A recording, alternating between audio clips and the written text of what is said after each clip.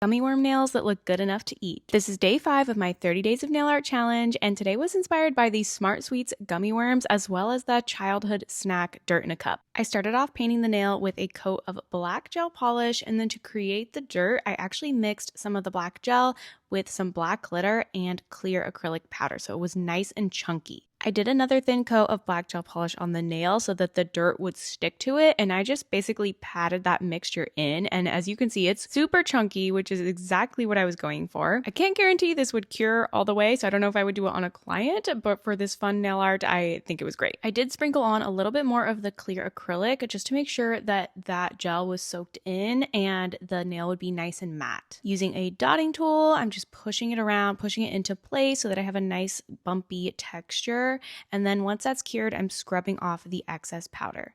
Now for the gummy worms, I had to make sure these colors were perfect. So I used the boba gel from Cocoas for my 3D gel. And then to create the colors, I used alcohol inks so that it would still be a little bit translucent to give it that really good, authentic gummy worm look. I mixed the two colors separately, and then I joined those two colors together and rolled it out into one piece. And that way I have the two separate sides of the colors. After I rolled it out, I then shaped it into a gummy worm shape, and I used this floss in order to create those ridges that we see on those gummy worms. After mixing, I'd also suggest changing your gloves, because if you have any alcohol left on your gloves, it can make your gloves really sticky, and then it's going to be harder to handle the 3D gel. After using the floss, I am just using my fingers and kind of pushing it into the right shape that I want so that it looks really realistic. Then before placing it on the nail, I'm adding just a little bit of base coat so that it will stick easier.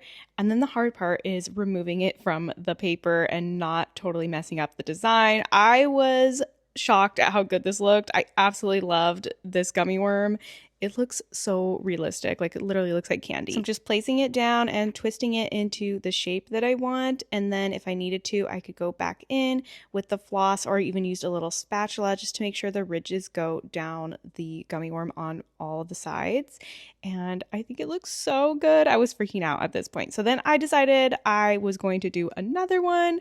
So I made a second one using the same method, but I did the orange and like pinkish red version. So I mixed those colors together and then stuck those together and rolled it out, and we have our second gummy worm, which I kind of wanted to come off of the nail a little bit, and I think it looked great. I had so much fun making these and pushing my creativity to the test to see if I could do it. So I will see you here back tomorrow for day 6 of 30 days of nail art.